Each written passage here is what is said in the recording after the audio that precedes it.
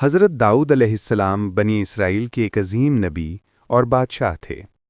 آپ حضرت یعقوب علیہ السلام کی نسل سے تھے اور اللہ تعالیٰ نے آپ کو نبوت، بادشاہت، حکمت اور خوبصورت آواز عطا فرمائی تھی۔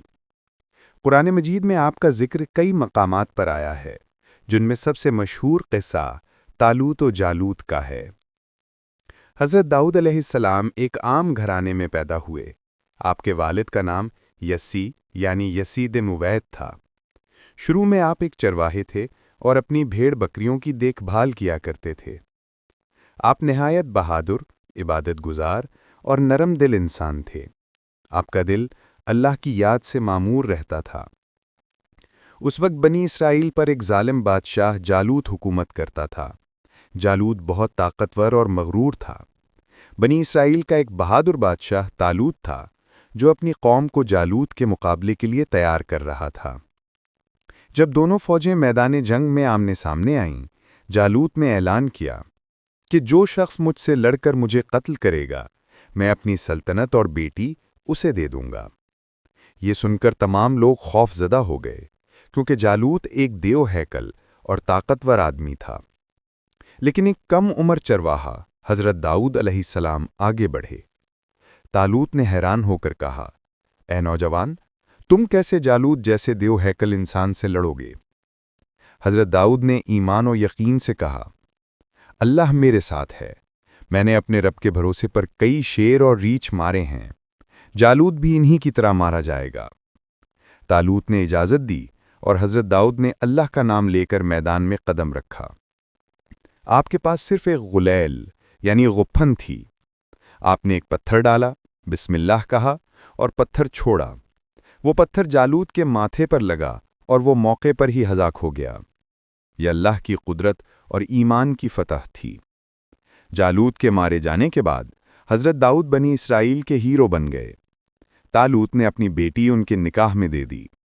کچھ عرصے بعد طالوت کا انتقال ہو گیا تو اللہ تعالیٰ نے حضرت داؤد کو بادشاہت اور نبوت دونوں عطا فرمائیں۔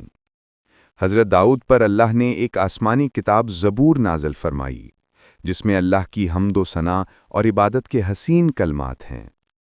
آپ کی آواز اتنی خوبصورت تھی کہ جب آپ زبور کی تلاوت کرتے تو پہاڑ اور پرندے بھی آپ کے ساتھ تسبیح پڑھتے، اور ہم نے پہاڑوں اور پرندوں کو داؤد کے ساتھ تسبیح کے لیے مسخر کر دیا۔ اللہ نے آپ کو ایک خاص معجزہ عطا فرمایا۔ آپ کے ہاتھوں میں لوہا نرم ہو جاتا جیسے موم۔ آپ خود زرہیں یعنی لوہے کی جنگی پوشاکیں بنایا کرتے تھے تاکہ جنگ میں استعمال ہو سکیں۔ اس سے ہمیں محنت اور حلال روزی کی اہمیت کا درس ملتا ہے۔ ہم نے داؤد کے لیے لوہا نرم کر دیا۔ حضرت داؤد علیہ السلام کو اللہ نے بے مثال عدل و دانش عطا فرمائی تھی۔ آپ فیصلے بہت حکمت اور انصاف سے کیا کرتے تھے۔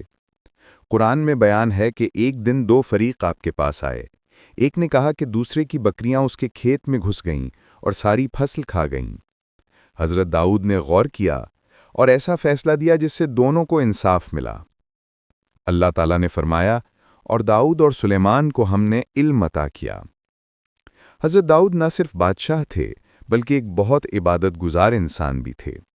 آپ ہر دوسرے دن روزہ رکھتے اور آدھی رات کو عبادت میں مشغول رہتے۔ حضور صلی اللہ علیہ وسلم نے فرمایا، اللہ کو سب سے محبوب روزہ داؤد کا روزہ ہے۔ وہ ایک دن روزہ رکھتے اور ایک دن افطار کرتے۔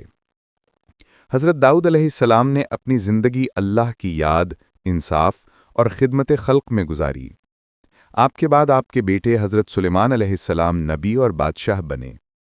آپ کی وفات کے وقت بھی اللہ کا ذکر آپ کی زبان پر جاری تھا۔ آپ کی عمر تقریباً 100 سال بتائی جاتی ہے۔ حضرت داؤد علیہ السلام کی زندگی سے ہمیں کئی سبق ملتے ہیں۔ ایمان اور یقین سے بڑے بڑے دشمنوں پر فتح حاصل کی جا سکتی ہے۔ محنت اور حلال روزی سب سے بڑی عزت ہے۔ انصاف، عبادت اور شکر گزاری انسان کو اللہ کا محبوب بنا دیتی ہے۔ اقتدار اور دولت کے باوجود عاجزی نہیں چھوڑنی چاہیے۔